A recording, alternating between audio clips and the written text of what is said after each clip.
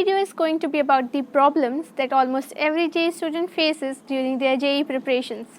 Wasting time, let's just start the video. So the first point is not having choices in faculties. क्या होता है जब हम JEE की प्रिपरेशन करते हैं, we just go to some coaching institutes and what happens there, हमको 3 faculties allot होती है, फिजिक्स, केमिस्ट्री, मैथ्स की. ना what happens मेजॉरिटी केसेस में ये होता है या ये प्रोबेबिलिटी भी होती है कि ऑलमोस्ट 2 टीचर्स तो शायद बहुत अच्छी होंगी उस सब्जेक्ट के लिए, लेकिन एक ना एक सब्जेक्ट के लिए कोई ऐसी फैकल्टी होती है जो शायद उतनी ज़्यादा एक्सपीरियंस ना हो या या वो बहुत ज़्यादा अच्छे से पढ़ा नहीं पाते हैं या जो स्टूडेंट्स हैं वो उनसे कनेक्ट नहीं कर पाते.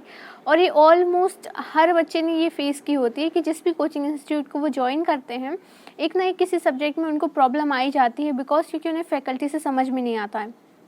दिस इज़ द प्रॉब्लम और this is the major issue जो स्टूडेंट फेस करते हैं. और जब ये प्रॉब्लम आती है तो उस सब्जेक्ट को कवर करने के लिए either student go for private tuitions या वो ऑनलाइन रिसोर्सेज ढूंढते हैं.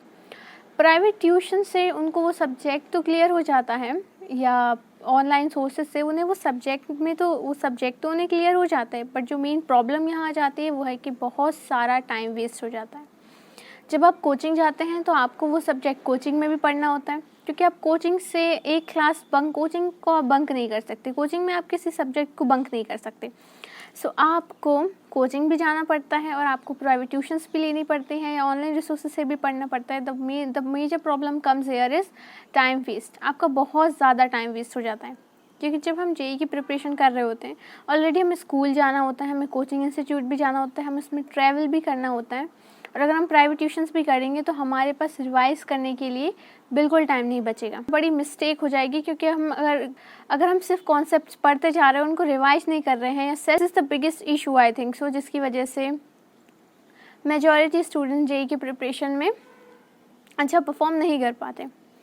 The next point is whenever they go to some coaching institutes, तो कोचिंग जो अपनी फैकल्टी होती है कोचिंग इंस्टीट्यूट का, उनका एक लेवल होता है, वो उस लेवल से पढ़ाते हैं, वो अपने लेवल से पढ़ाना शुरू करते हैं जिस लेवल से उन्हें लगता है. वो स्टूडेंट्स का लेवल नहीं देखते. जब आप 10th से 11th में आते हैं, आपने उतने अच्छे से 10th भी नहीं पढ़ा होता, उसके पुराने कंसेप्ट हमने स्कूल लेवल के हिसाब से पढ़े होते हैं. पर जब हम 11th में आते हैं तो प्रॉब्लम कम्स हियर इज़ कि यहाँ जो लेवल है वो अचानक से सिलेबस का बढ़ना, जो लेवल है उसका इंक्रीज़ होना, उसकी वजह से बहुत ज़्यादा प्रॉब्लम आती है कि हम लेवल मैच नहीं कर पाते. जो कोचिंग इंस्टीट्यूट में टीचर्स हैं वो अपने एक लेवल से पढ़ाते हैं जो उन्हें लगता है, बट स्टूडेंट का वो लेवल नहीं होता है, तो वो शुरू से ही उसे समझ नहीं आता है कि उसे पढ़ाया क्या जा रहा है. और जब शुरू से ही उसको समझ नहीं आएगा, उसे बैकलॉग लगेगा, या तो वो बीच में ही प्रिपरेशन छोड़ देगा या तो फिर एंड रिज़ल्ट उसका नहीं आने वाला है, वो डीमोटिवेट हो जाएगा और डिस्ट्रैक्ट हो जाएगा. तो major issue is coaching institutes जो बच्चों को है वो उस लेवल से नहीं पढ़ाते जिस लेवल पे स्टूडेंट्स हैं. वो मेजॉरिटी वो अपने टॉपर स्टूडेंट्स के लेवल से पढ़ाते हैं या तो वो उस लेवल से पढ़ाते हैं जिस लेवल से उन्हें लगता है उन्हें पढ़ाना चाहिए. तो ये चीज़ फेस की है, ये चीज़ मैंने भी फेस की है कि जब आप कोचिंग में जाते हैं, शुरू में ज्वाइन करते हैं, तो उनका शुरू में ही लेवल इतना ज़्यादा होता है कि आपको समझ नहीं आता है. प्रॉब्लम की बात करें तो ये JEE नहीं, ये हर स्टूडेंट फेस करता है.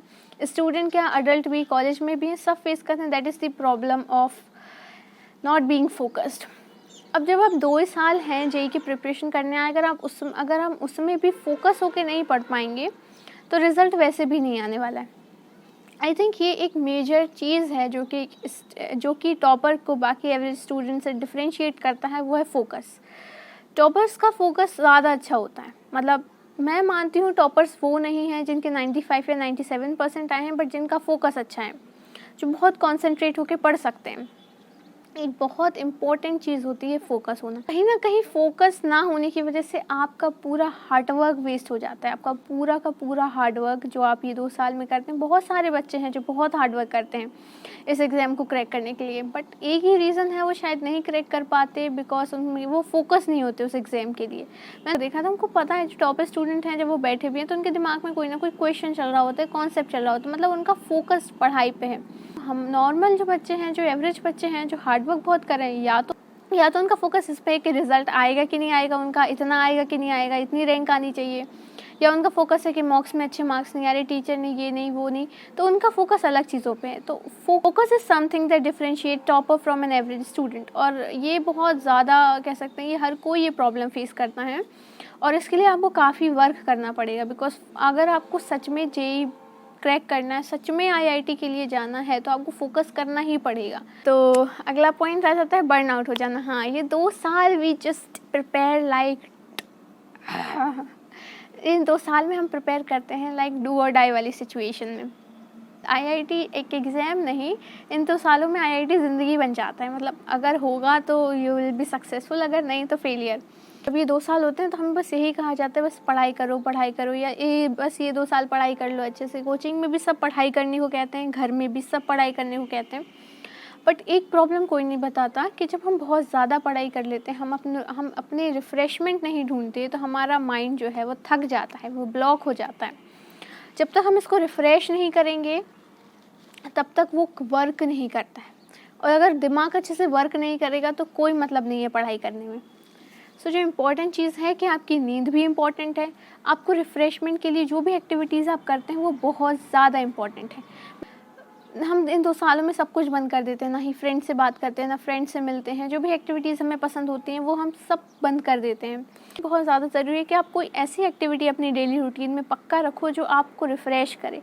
काफ़ी समय पढ़ाई करने का मन नहीं होता, फिर काफ़ी एनर्जी आ जाती है तो हम काफ़ी पढ़ाई करते हैं, फिर कभी ऐसा वक्त आता है कि बिल्कुल मन नहीं करता है। सो ये शायद इसलिए हो जाता है कि हम बीच में बर्न आउट हो जाते हैं। हमको एक प्रॉपर टाइम पे रेस्ट भी ज़रूरी है। उस रेस्ट के लिए क्या कर सकते हैं, हम किसी एक ऐसी एक्टिविटी को इंक्लूड कर सकते हैं अपनी डेली रूटीन में जो हमको रिफ़्रेश कर दे। कोई ऐसी एक्टिविटी जैसे कि आपको बाहर जाके घूमना है, घूम सकते हैं। फ्रेंड से बात करनी, बात कर सकते हैं। बाहर जाके घूमना है, फ्रेंड से बात करनी है, वॉक ले ली, या कोई गाना सुन लिया, तो कुछ ऐसी एक्टिविटीज़ रखो जिससे जिसमें बॉडी की भी मूवमेंट हो और जिसका आपका माइंड भी फ्रेश हो। तो आपका माइंड फ्रेश हो जाएगा। अगर आपका माइंड फ्रेश हो जाता है एक बार, तो आपकी पढ़ाई बहुत इफेक्टिवली होगी। So the next point is not taking care of your health. Most student JEE preparation में ये चीज़ फेस करते हैं कि वो अपनी हेल्थ का बिल्कुल ध्यान नहीं देते और they are starting to lose their health. कई लोगों का वेट लॉस हो जाता है, ऑब्वियस सी बात है, लेकिन इतना स्ट्रेस होता है कि हेयर लॉस भी हो जाता है। तो ये भी सारी प्रॉब्लम्स लाइफ में आती हैं जब हम, क्योंकि जो स्ट्रेस लेवल होता है ये हमने शायद 10th तक ऐसे स्ट्रेस लेवल कभी नहीं देखा होता है जितना हम ये 11th-12th में देखते हैं जेई की प्रिपरेशन के time. So for this I literally want to say you कि कुछ ना कुछ ऐसी एक्टिविटीज़ आप प्लीज़ इंक्लूड करें आपकी डेली रूटीन में, जो it won't take more than an hour, but वो आपको हेल्थ बेनिफिट्स देंगी। और जहाँ आप कुछ हेल्दी एक्टिविटीज़ इंक्लूड कर लेते हैं अपनी लाइफ में, एक्सरसाइज हो गया, योगा हो गया, तो वो आपको पूरे दिन भर सपोर्ट करती है। उसका आफ्टर इफेक्ट आप पूरे दिन भर देखते हैं, क्योंकि कहीं ना कहीं हमारे माइंड और बॉडी का बहुत इंटेंस रिलेशन है। बॉडी जितनी ज़्यादा हेल्दी होगी, माइंड उतना ज़्यादा एक्टिव होगा, और आपको शायद बहुत कम घंटे में बहुत इफेक्टिव पढ़ाई हो जाएगी। So I know this is very hard. Students नहीं प्लान करते, मैंने भी कभी प्लान नहीं किया था कि मुझे अपनी हेल्थ पे भी ध्यान देना है प्रिपरेशन के time, but please make something और do something, make your routine like that कि आप कुछ तो ऐसी चीज़ें इंक्लूड करें जो आपको लाइफस्टाइल भी हेल्दी दें और आप अपनी हेल्थ का भी ध्यान रखें अपनी प्रिपरेशन के साथ। What happen this not getting equal resources. क्या होता है, हर कोचिंग इंस्टीट्यूट में there is a discrimination between top batches and lower batches. Top batches को उनकी बेस्ट फैकल्टीज़ दी जाते हैं, सारे रिसोर्सेज दिए जाते हैं, लेकिन लोअर बैचेस को नहीं दिए जाते। और शायद लोअर बैचेस के स्टूडेंट को ये पता भी नहीं होता है कि जो उन्हें फैकल्टी दी गई है वो उतनी ज़्यादा अच्छी नहीं है। उनको सिर्फ ये बता के दिया जाता है कि फैकल्टी आईआईटी से पास आउट है, इतना इतना एक्सपीरियंस है, बट इट डजंट मीन कि फ़ैकल्टी अच्छी है। कई बार बच्चों को इसी धोखे में रखा जाता है कि आपकी फ़ैकल्टी काफ़ी एक्सपीरियंस है, काफ़ी ये है और काफ़ी अच्छे से पढ़ाते हैं, एंटरटेन करते हैं, तो बच्चों को लगता है हमारी पढ़ाई बहुत अच्छे से हो रही है।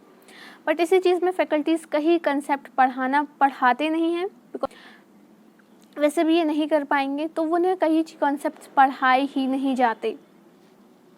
कई कंसेप्ट उन्हें पढ़ाई नहीं जाता, और पढ़ाई भी जाता है तो उतने ज़्यादा रिसोर्सेज के साथ नहीं पढ़ाया जाता, जिसमें जो सबसे ज़्यादा जिसको ये चीज़ें हर्ट करती हैं वो उस स्टूडेंट्स को जो लोअर बैचेस में हैं और जो अपना 100% एफर्ट्स लगा रहे हैं, तो वो रियलाइज़ कर पाते हैं कि जो उन्हें फैकल्टी मिली है वो अच्छी नहीं है, और उन्हें काफ़ी ज़्यादा डिसअपॉइंटमेंट होता है इससे, because they are giving their best, वो अपना 100% दे रहे हैं, लेकिन उन्हें पूरे रिसोर्सेज ही नहीं मिले।